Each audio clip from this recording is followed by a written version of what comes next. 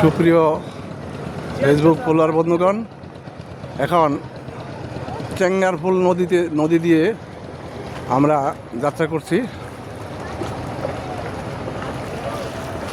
দেখেন কত অপরূপ দৃশ্য। সিলেট আসলেই খুবই মোহনীয় একটি জেলা, প্রাকৃতিক দৃশ্যবহুল একটি জেলা সিলেট জেলা। চেঙ্গারফুল নদী।